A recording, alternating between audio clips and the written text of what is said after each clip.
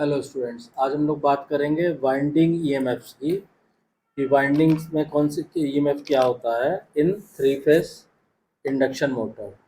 तो देखिए, winding EMF में इसका डेरिवेशन करने के लिए आपको क्या करना होगा। पहले मान लीजिए हमने यहाँ आज का लेक्चर टॉपिक लिख दिया winding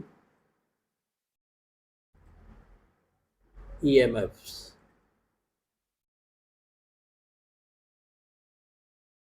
in three phase induction motor. अब इसमें सपोज कीजिए हमने इसमें यह आप ध्यान रखिएगा कि late suffix 1 and 2 are used for stator and rotor quantities respectively। 1 हम यूज़ करेंगे स्टेटर के लिए और 2 यूज़ करेंगे रोटर के लिए। ठीक, अब इसमें पहले आगे फॉर्मूले में हम लोग जो चीज़ें ऑलरेडी प्रीवियस लेक्चर्स में यूज़ कर चुके हैं, ठीक है, तो उसको लिखने से देखिए टाइम वेस्ट होगा और मैं आपको सीधा फार्मूला लिख देता हूँ, मैं आपको ओरली बता देता हूँ, आप नोट कर लीजिएगा। तो stator induced EMF per phase क्या होगा? Stator induced EMF per phase, इसकी वैल्यू क्या आएगी? E1 इजक्वल टू आपका आ जाएगा 4.44 इंटू के सी इंटू के D one F1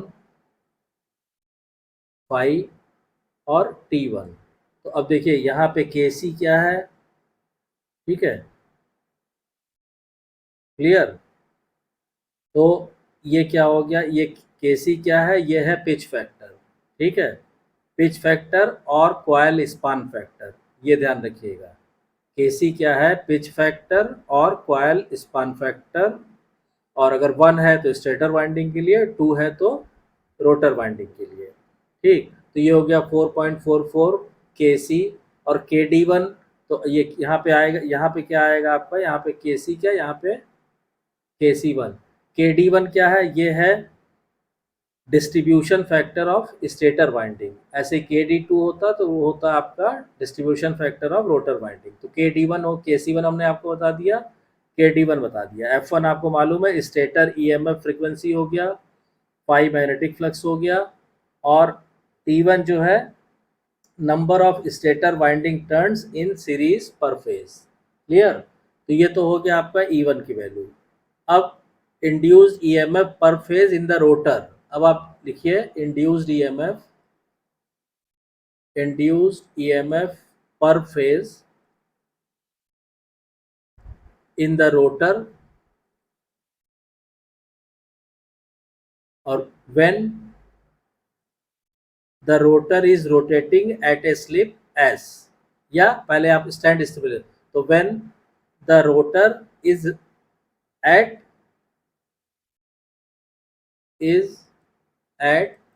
stand still. ठीक है, तो इसमें क्या होगा, E20 इज इक्वल टू हो जाएगा आपका 4.44 के सी टू, फिर के डी टू, ये के सी और के डी हम आपको बता ही चुके हैं, के डी टू F1 फाइव, और यहाँ हो जाएगा T2। ठीक है, ये हो गया स्टैंड स्टिल में। T2 क्या है? Number of rotor winding turns in series पर फेज। ठीक, अब क्या होगा कि अगर हम इंड्यूस्ड ईएमएफ पर फेज निकालें, इंड्यूस्ड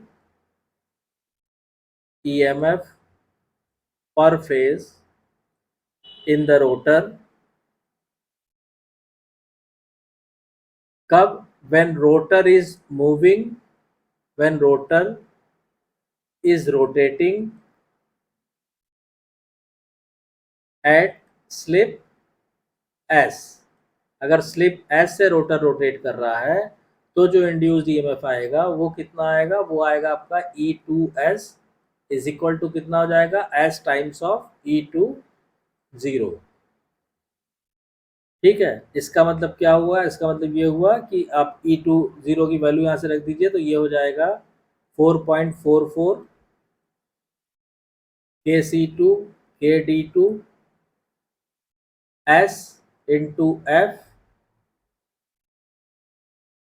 5T2।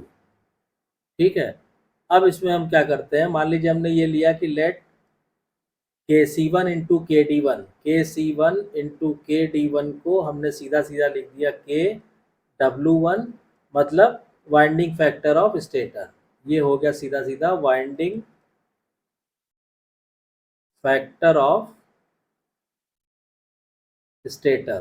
ठीक, ऐसे ही KC2 इंटू KD2 हम क्या करेंगे, हमने लिखा कि एंड KC2 इंटू KD2, ये इज इक्वल टू हमने लिखा KW2।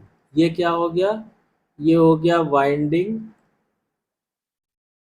Factor of rotor. ठीक है, तो इससे क्या हुआ, E1 की वैल्यू हो गई, इसलिए E1 की वैल्यू कितना आ गई आपकी, E1 बराबर हो गया 4.44 KW1 F1 5T1, और E2S कितना आ गया, E2S आ गया 4.44 KW2 SF1 5T2। ये हो जाएगा। अब हमने कहा कि लेटस डिफाइन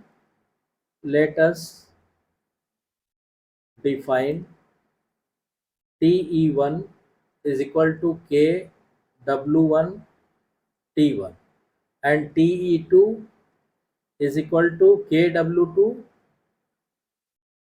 T2।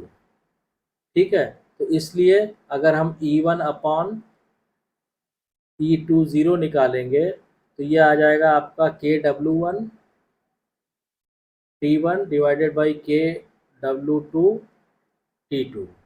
तो K से K कैंसिल हो जाएगा, या नहीं भी कैंसिल करेंगे तो आप इसको लिख सकते हैं TE1 upon TE2 is equal to, ये हम लिख सकते हैं अल्फा इफेक्टिव।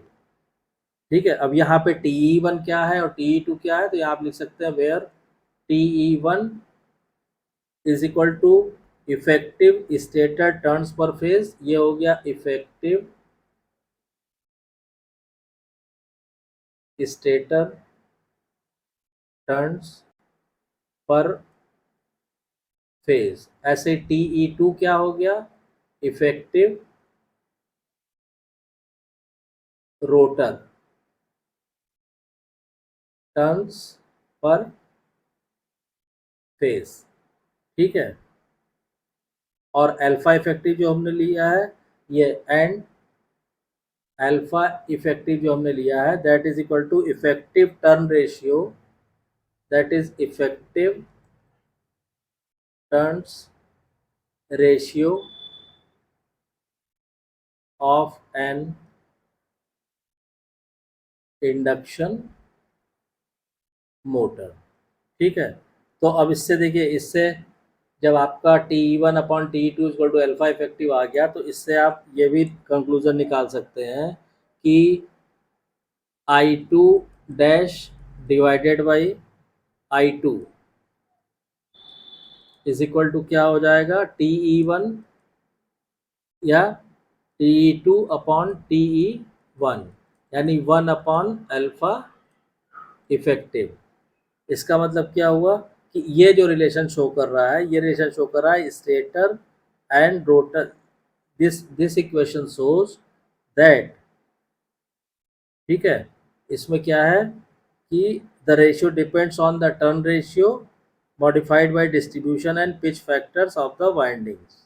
ठीक है, तो पीछे जो अभी हमने E1 अपॉन E20 निकाला था, ये वाला, ये देखिए, ये जो हमने निकाला था, ये इसमें क्या है कि इसमें this figure shows that the ratio between stator and rotor EMF is constant eight stand still. This ratio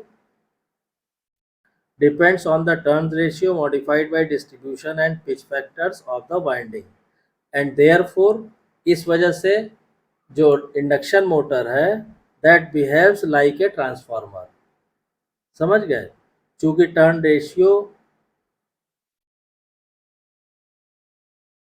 ratio between stator and rotor EMF is constant and at stand still. This ratio depends on the turn ratio modified by distribution and pitch factor. Therefore, induction motor behaves like a transformer. ये important चीज आपको ध्यान रखनी eight stand still, ये ध्यान रखिएगा। Stand still condition में induction motor transformer की तरह बिहेव करती है, क्योंकि उसका जो ईएमएफ का रेशियो है वो कांस्टेंट आता है और डिपेंड करता है डिस्ट्रीब्यूशन एंड पिच फैक्टर्स पे। एक चीज और है कि it is to be noted that the factors for stator and rotor windings are not the same because the number of slots in them may be different. मतलब जो distribution factor और pitch factor अभी हम लोगों ने KC1 और KD1 की बात की, वो सेम नहीं होते हैं स्टेटर और रोटर वाइंडिंग के लिए। क्यों? क्योंकि नंबर ऑफ स्लॉट्स जो होते हैं वो स्टेटर में अलग होते हैं और रोटर में अलग होते हैं, इसीलिए जो उनके डिस्ट्रीब्यूशन फैक्टर और पिच फैक्टर हैं वो भी अलग अलग होते हैं। तो इस तरह से वाइंडिंग में जो ईएमएफ जनरेट होता है उसका रेशियो आप डिराइव कर सकते हैं। और स्टैंड स्टिल पे हमने डिराइव करके देखा कि ट्रांसफार्मर जो है, इंडक्शन मोटर ट्रांसफार्मर की तरह बिहेव करती है। तो आई होप कि आपको ये क्लियर हो गया होगा। अगर कोई कन्फ्यूज़न या डाउट है तो कमेंट लाइन में कमेंट करके पूछिए।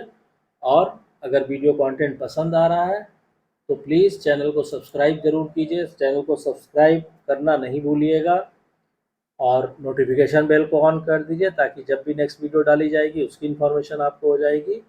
और अगर वीडियो कंटेंट पसंद आ रहा है तो आप वीडियो को शेयर कीजिए, लाइक कीजिए, ज़्यादा से ज़्यादा अपने सर्किल में, अपने ग्रुप में इसको फ्लोट कराइए।